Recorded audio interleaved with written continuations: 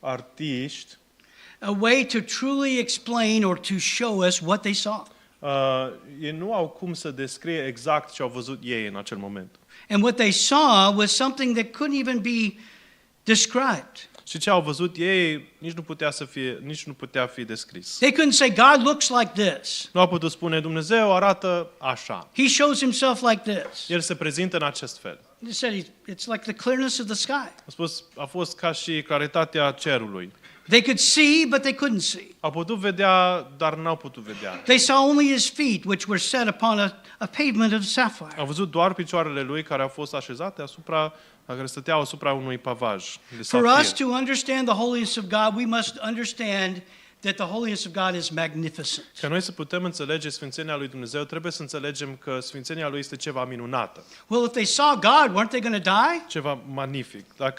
Dacă l-au văzut pe Dumnezeu, nu trebuiau să moară. Verse 11 says, and upon the nobles of the children of Israel, he laid not his hand, God laid not his hand, also they saw God and did eat and drink.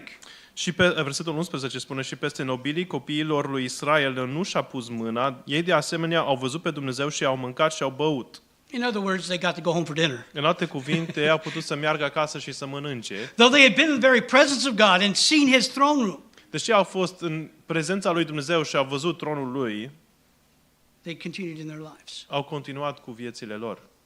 Here we find Isaiah in Isaiah chapter 6 is almost the same situation. Și aici în Isaia 6 avem aproape aceeași situație. He says, in the year that King Uzziah died, I saw also the Lord sitting upon a throne, high and lifted up, and his train filled the temple. În anul în care împăratul Ozia a murit, am văzut de asemenea pe Domnul șezând pe un tron înalt și ridicat și trena lui a umplut templul. He was high and exalted. A fost înalt și ridicat. From where Isaiah stood, he was to look up in adoration. Și de unde era Isaia și de unde se uita Isaia, trebuia să se uite în sus în adorare și în admirație. The train is that which should be the royal robes of a king, perhaps. Acest tren a fost, cum zice, royal robes, mantia regală a împăratului. Or ladies, for your bridal gown. Sau, doamnelor, pentru roche de mireasă. You have that train behind you that everybody's so worried someone's going to step on it. Aveți acel, cum zice, tren? Cum zice ăla? Trena aceea de care toată lumea trebuie să aibă grijă. And it's special to you. Și pentru tine este ceva special. Because it directs all attention to the bride. Pentru că acest lucru ajută ca toată atenția să fie îndreptată spre mireasă. Isaiah said of God that his train filled the temple. Și Isaia, când a vorbit despre Dumnezeu, zice că această trenă a umplut templul. If he was in the temple in Jerusalem, built by Solomon, și dacă se afla în templul din Ierusalim construit de Solomon, it was very wonderful and ominous itself. a fost o structură minunată și frumoasă. But it's almost as if those walls just disappeared. Și a fost în acel moment de parcă pereții, zidurile templului au dispărut, efectiv. The gold and the silver just kind of tarnished in its importance. Și aurul din acea încăpere nu mai era așa de important. And it began to be covered with the very glory of God. Și totul a fost acoperit de gloria lui Dumnezeu. The Shekinah glory of God would come down to the temple. Gloria Shekinah lui Dumnezeu se coborea la templu. And when it came down, they couldn't stay in the temple because of it. Și când a intrat gloria lui Dumnezeu, nu mai au putut rămâne în templu. But Isaiah got to see God's glory in heaven. Dar Isaia a avut ocazia să vadă gloria lui Dumnezeu în cer. He was drawn to the very presence of a holy God. A fost atras la prezența Dumnezeului Sfânt. It was beautiful to observe. Și a fost ceva frumos de observat. It was magnificent A fost ceva magnific. in its presentation. Ceva maestuios în felul în care s-a prezentat. Moses would say later on in Deuteronomy chapter 4, Mai târziu, în Deuteronom capitolul 4, Moise a spus, he would remind those men who saw the glory of God with him in Exodus chapter 24. i-a amintit pe acei bărbați care au văzut gloria lui Dumnezeu împreună cu el în Exodul, That what they saw was not to be worshipped. că ce au văzut ei nu trebuia să fie închinat. In other words, they were not to make images of it. Adică nu aveau voie să facă un chip cioplit, vreo imagine acestui lucru. Look with me in Deuteronomy chapter 4, just so you can understand. Deuteronom 4, ca să înțelegem. The tendency of man is to try to bring God down to his level.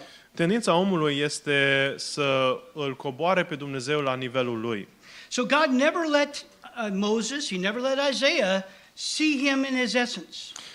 Dumnezeu niciodată nu l-a lăsat pe Moise sau pe niciun alt om să-l vadă pe Dumnezeu în esența lui adevărată. They couldn't describe his nose, they couldn't describe his eyes, they couldn't describe anything particular about him. Nu puteau descrie în mod specific cum arăta Dumnezeu, cum arăta nasul lui, ochii lui și așa mai departe. Moses says this in verse number 15. În versetul 15 din Deuteronom 4, Moise spune următorul lucru.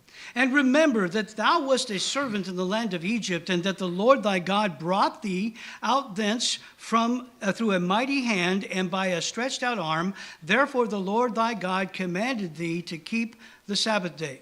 I mean chapter 5. Chapter 4, excuse me, chapter 4. I'm reading, I'm going, this isn't what I read earlier. A citat din capitolul 5 și nu a fost. That's a good verse too, by the way. It talks about 5 honor your father and 15 mother and so forth. Good este chapter for our young un people. pasaj Amen. bun și un capitol bun. Now, let's go where we're supposed to be. Chapter 4, verse 15. Take ye therefore good heed unto yourselves, for ye saw no manner of similitude on the day of the Lord spake unto you in Horeb out of the midst of the fire. De aceea, luați bine seamă la voi, pentru că nu ați văzut niciun fel de înfățișare în ziua în care v-a vorbit Domnul în Horeb din mijlocul focului. Why is that important? De ce este important acest detaliu? Lest ye corrupt yourselves, and make you a graven image and a similitude of any figure, the likeness of male or female. Ca nu cumva să vă stricați și să vă faceți chip cioplit, înfățișarea vreunui chip, asemănarea unei părți bărbătești sau femeiești. The likeness of any beast that is on the earth, the likeness of any winged fowl that flieth in the air. Asemănarea a oricărui animal de pe pământ, asemănare a oricărei păsări înaripate care zboare în văzduh. The likeness of anything that creepeth on the ground, the likeness of any fish that is in the waters beneath the earth. Asemănarea oricărei tărătoare care tărește pe pământ, asemănarea oricui pește care este în apele de sub pământ. And lest thou lift up thine eyes unto heaven, and when thou seest the sun and the moon and the stars, even all the host of heaven, shouldest be driven to worship them and serve them, which the Lord thy God hath divided unto all nations under the whole heaven. Și ca nu cumva să-ți ridici ochii spre cer și când vezi soarele și luna și stelele, adică toată oștirea cerului, să fii împins să te închini la ele și să le servești celor pe care Dumnezeul tău le-a împărțit tuturor națiunilor de sub tot cerul. God is saying through Moses to the people of Israel, Și Dumnezeu vorbește prin Moise poporului lui Israel. to worship me you cannot make an idol. Și spune, ca să vă închinați mie, nu aveți voie să faceți vreun idol. You don't need a statue to pray to. Nu aveți nevoie de vreo statuie la care să vă închinați, să vă You don't rugați. need an icon to pray to. Nu trebuie să vă rugați la vreo icoană. You don't need to look at some form or some stellar formation. Nu trebuie să vă uitați la vreo formă sau la vreo constelație din cer. You need to look to God. Păi trebuie să vă uitați doar la Dumnezeu. That's why he didn't show them anything else. De aceea Dumnezeu nu le-a arătat nimic în plus. But he showed them enough to convince them that he is. Dar le-a arătat destul ca să-i convingă că El este.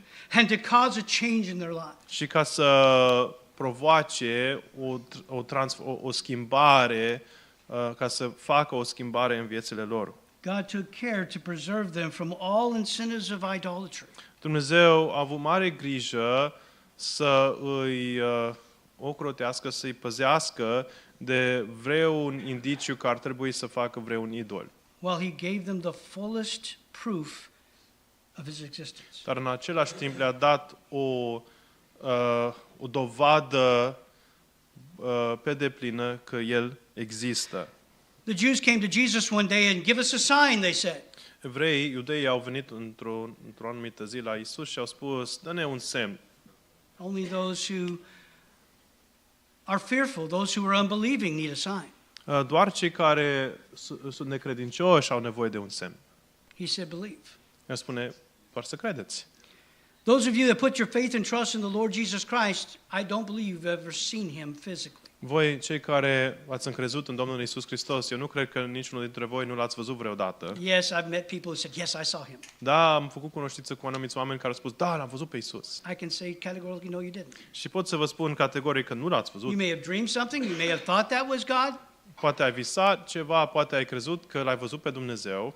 But he is a spirit, and they that worship him must worship him in spirit and in truth. Dar El este un duh și toți cei care se închină Lui trebuie să se închină Lui Dumnezeu în adevăr și în duh.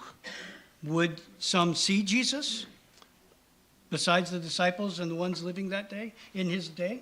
Și pe lângă apostolii au mai văzut oameni, alți oameni l-au văzut pe Iisus. I believe so. I believe even in the Old Testament he had appearances. Da, cred că și oamenii în Vechiul Testament l-au văzut pe Iisus pentru că Domnul Iisus a arătat lor.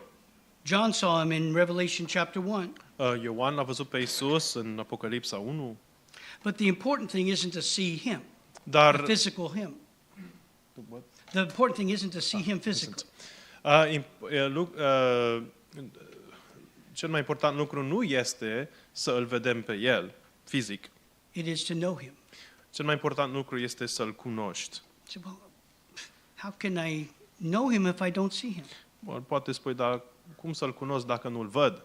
How can I believe in him if I can't touch him, if I can't feel him? Cum pot să mă încred în El dacă nu pot să-L ating, nu pot să-L simt? It takes faith. Ai nevoie de credință. Don't be upset with that. Să nu vă supărați pe așa ceva. This is a good thing. Este un lucru bun. Because when you know Jesus Pentru că atunci când îl cunoști pe Isus and he moves into your heart as your Savior, și El intră în inima ta ca și Mântuitorul tău, you know Jesus. tu îl cunoști pe Isus. You know he's there. Tu știi că El este acolo And there is a day we will see him și îl vom vedea într-o zi. and he will call us home. Și El ne va chema acasă la El. To bring us back over for a moment, I'm probably going to split this message in half. Și ca să ne întoarcem un pic, și probabil voi împărți acest mesaj în două. Because even trying to describe, I was nervous. I said, Lord, how am I going to get all of this in? And even have people go, okay, Și I don't see it. m-am gândit, oare, cum voi reuși să descriu asta? Pentru că m-am simțit de parcă atunci când vă explic asta o să ziceți, ok, nu prea înțeleg.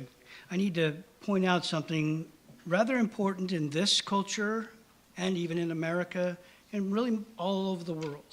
Și aș vrea să trag atenție la un anumit detaliu și un anumit lucru care face parte din cultura din America, din România și din alte părți. Religions of men will seek to replace God with an idol. Religiile oamenilor vor căuta să îl înlocuiască pe Dumnezeu cu un idol. They have to see something Ei trebuie să vadă ceva, so that they can physically be there and feel like they've done what they are supposed to do. ca ei să pot simți că au fost prezenți, că au atins ceva și că au făcut ceva.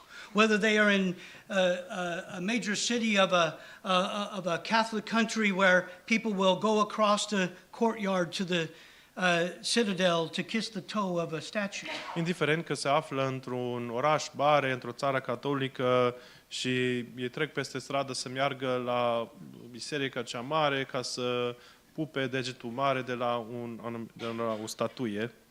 I don't know if our brethren from Mexico have been to Michoacan, but I was there in Morelia. Nu știu dacă prietenii din Mexic au fost la Michoacan, dar am fost în Morelia. And there's a temple, there's a citadel, I should say, a basilica. Acolo se află o biserică, o catedrală mare. And I went there and saw just that image, somebody going across on their knees to get to the building. Și când am fost acolo, am observat cum o anumită persoană mergea prin curtea mare a bisericii pe genunchi ca să intre în biserică.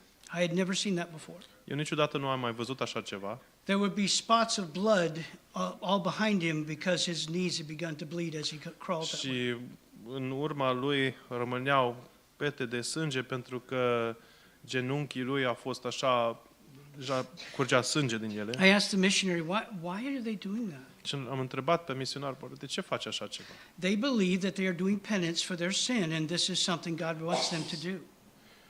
They believe I don't know the word for penance. Ei fac, știi cineva cuvântul pentru penance în română? Penitență? Da, el face penitență pentru că el crede că dacă face asta, Dumnezeu o să-l ierte. Okay, and so they believe they're doing a good thing.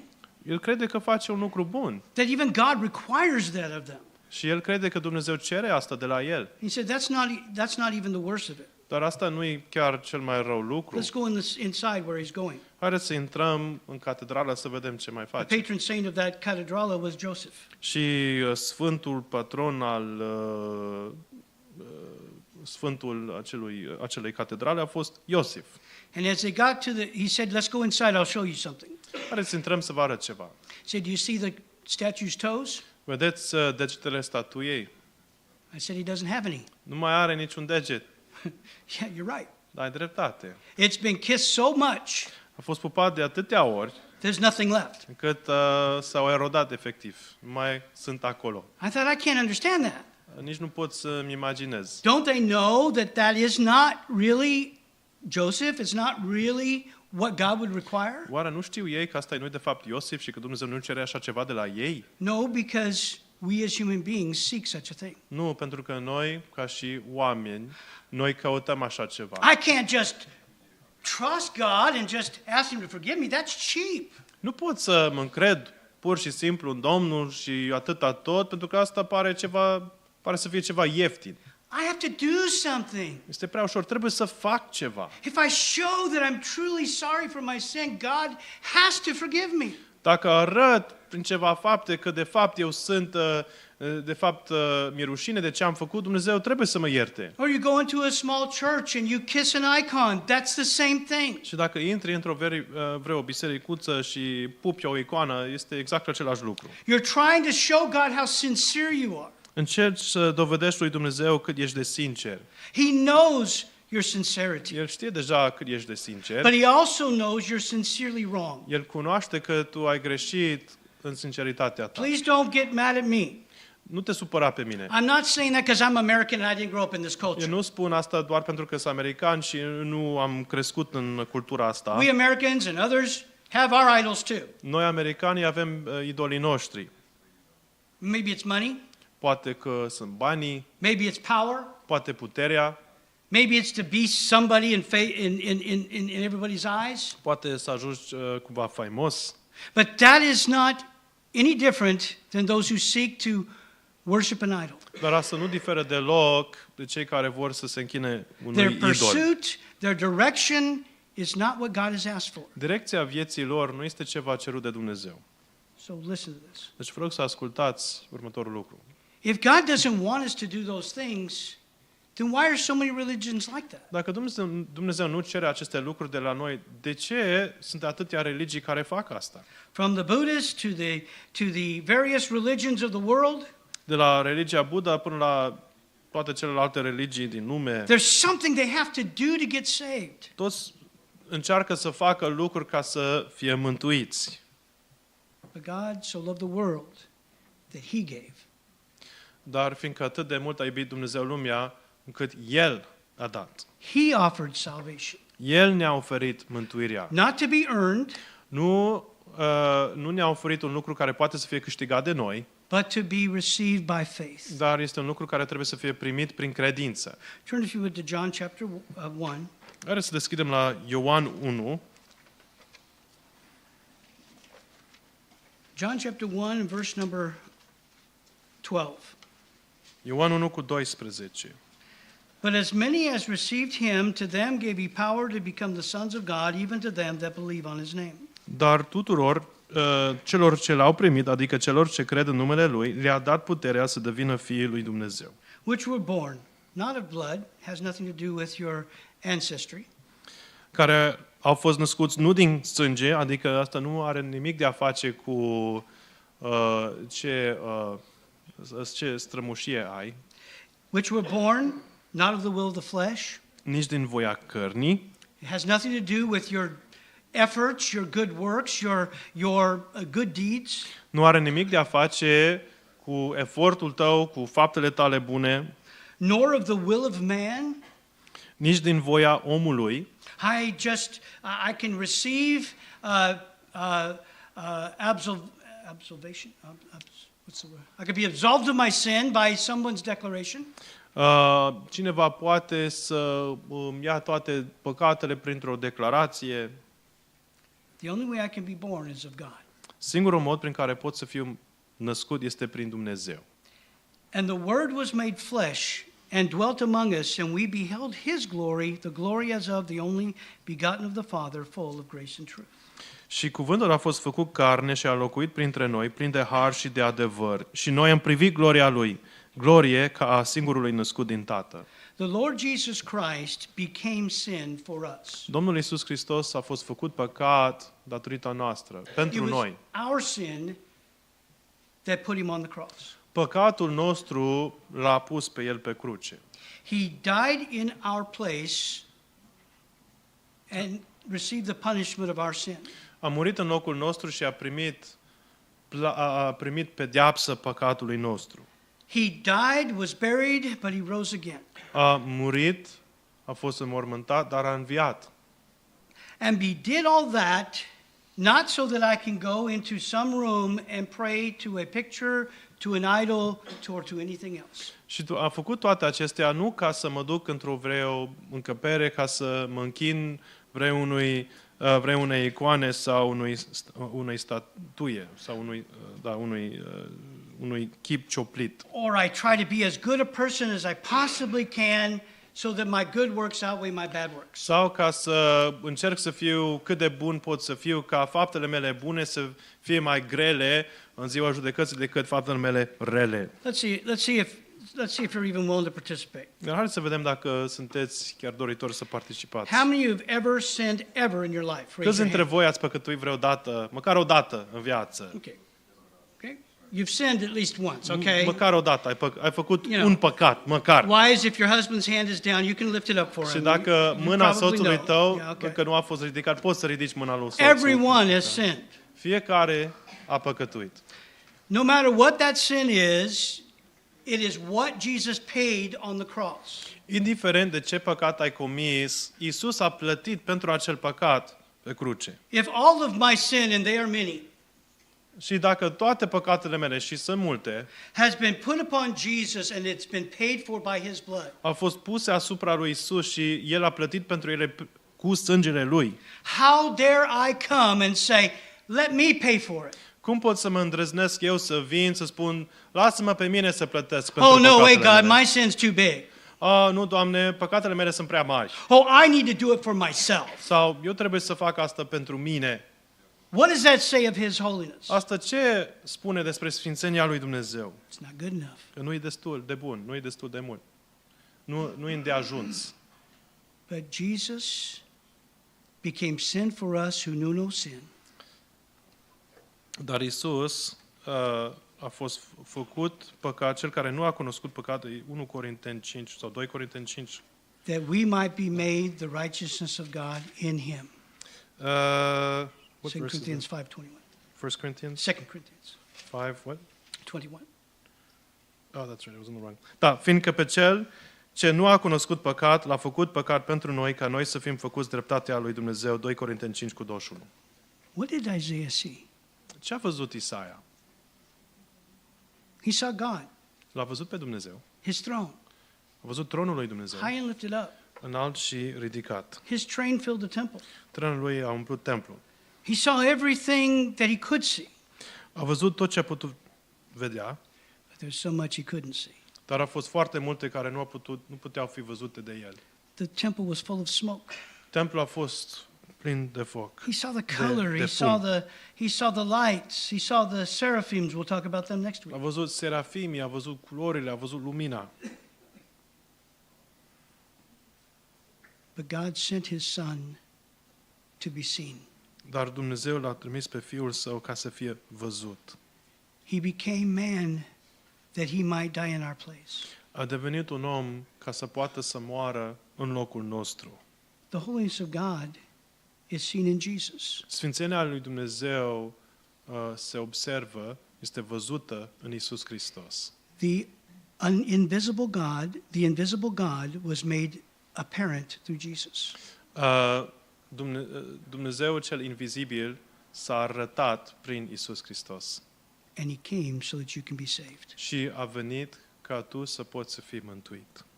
If you don't understand that, Dacă nu înțelegi acest lucru, look at John 3:16 and think about it throughout the week. citește Ioan 3:16 și gândește la acest verset pe durata săptămânii.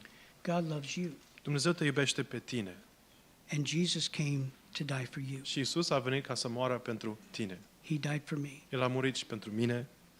If you've never accepted Christ as your Savior, Dacă niciodată nu l-ai primit pe Isus ca și mântuitorul tău, trust Him today. încrede-te în El astăzi. Let's pray. Haideți să ne rugăm. Father, thank you for your holiness.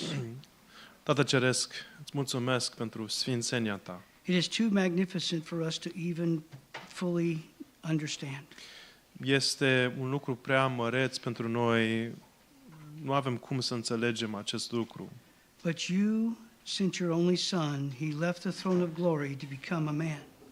Și tu ți-ai trimis Fiul, El a părăsit gloria și a devenit un om, So that he could be tempted in all ways that we are, but never sin. pentru a fi ispitit în fiecare domeniu cum suntem noi, dar nu a păcătuit niciodată, But then to take all of our sin upon himself and to die in our place.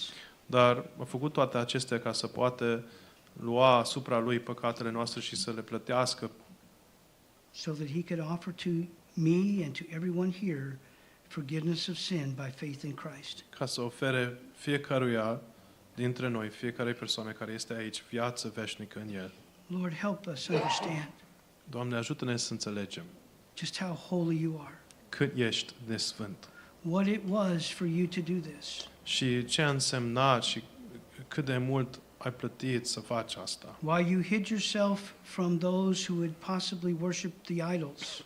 Și de ce te-ai ascuns de cei care s-ar fi gândit să se închine la idoli, But you reveal yourself to those who will believe the word of truth. dar te-ai revelat celor care au fost dispuși să creadă cuvântul adevărului And will put their faith and trust in the Lord Jesus Christ and Him alone for salvation. celor care și-ar pune credința lor doar în Domnul Isus Hristos pentru mântuirea lor.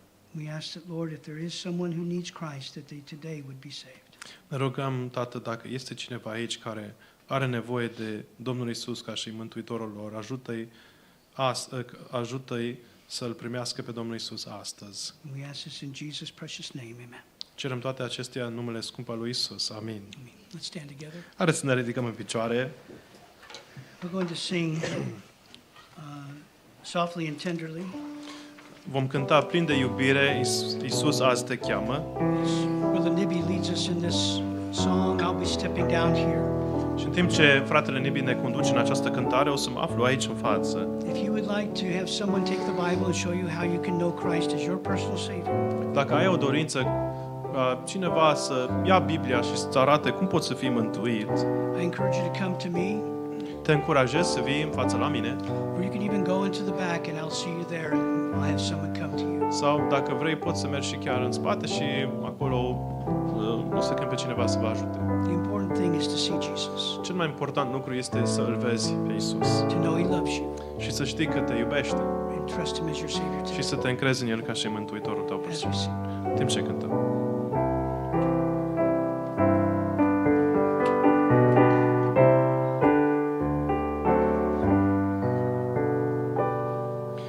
Plin de iubire, Iisus azi te cheamă, vino la mine acum. La ușa inimii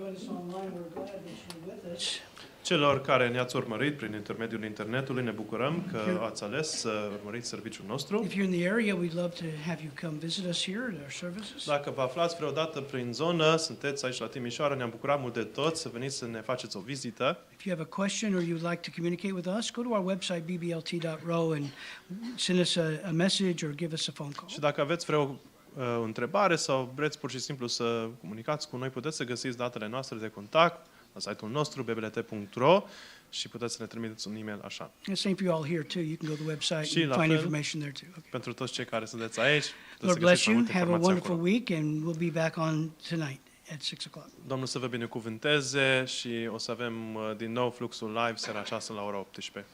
Okay.